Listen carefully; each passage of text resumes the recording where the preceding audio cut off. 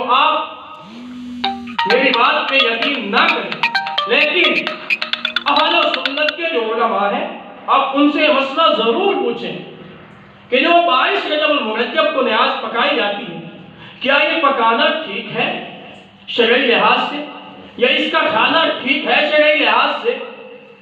اگر میں اس مقام پہ کھڑا ہو کے اگر حق نہیں کہتا، اس لیے نہیں کہتا کہ کوئی مجھ سے ناراض ہو جائے گا، اگر اس مقام پہ کھڑا ہو کے اگر میں حق بیان نہیں کرتا تو یہ سراسر شریعت کے خلاف ورزی ہے۔ اگر یہ بات ہے ایصال ثواب کی نیت ہو تو یہ قطعاً جرم نہیں ہے، یہ ٹھیک۔ اور وہ صرف 22 رجب المرجب کو نہیں، جب بھی آپ کا دل چاہے، کسی بھی دن میں کوئی اس کا دن یا وقت مقرر نہیں ہے۔ ایصال ثواب کرنے کی جو بات ہے، آپ جس دن چاہیں، آپ روز اگر آپ چاہیں، رات کو، صبح کو، شام کو، دوپہر کو آپ ایصال ثواب کر سکتے ہیں، تو اچھا عمل ہے۔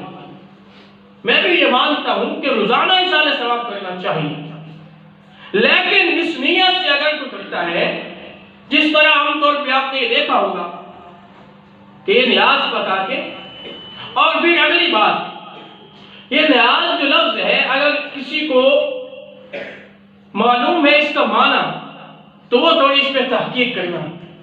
میرے نزدیک یہ فارسی زبان کا لفظ ہے، میرے نزدیک یہ فارسی زبان کا لفظ ہے، آپ اس پہ تحقیق کریں کہ اس کا معنی کیا ہے۔ آپ جب تحقیق کریں گے آپ کو پتہ چل جائے گا کہ نیاز سوائے اللہ کے اور کسی کے لیے نہیں۔ یہ فارسی زبان کا لفظ ہے، جس طرح اللہ الصمد، اللہ بے نیاز ہے، یا صرف یہ اللہ کے لیے اور کسی کے لیے نہیں ہے۔ تو اسی طرح میرے دوستوں، یہ پھر ہوا کیا جو میں بات اصل کر رہا تھا 2 منٹ سے، اس دن سے اس کی ابتدا کی گئی۔ پھر جو ہمارے اہل سنت، آج بھی ہمارے اہل سنت کچھ ایسی ہیں جن کے پاس کم علم ہے، اور کم علم ہونے کی وجہ سے وہ رسم و رواج کو اپنا لیتے ہیں۔ کیا کہتے ہیں؟ درباروں پہ گئے، وہاں پہ سجدہ کیا، ان کی وجہ سے سارے اہل سنت بدنام ہوئے۔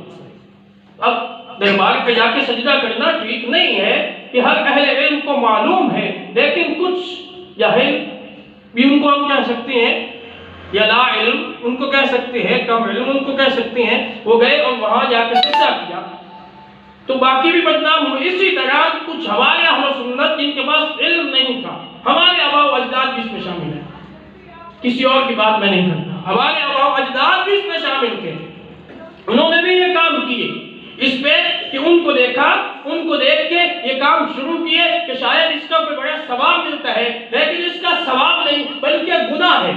اس نیت سے کہ آج کے دن حضرت امیر معاویہ کی وفات ہے، اور آج کے دن اس نیت سے نیاز پکائی جا رہی ہے کہ اور خوشی کے سلسلے میں کہ آج امیر معاویہ کی وفات ہے، ہم نیاز پکاتے ہیں اور اس کو تقسیم کرتے ہیں۔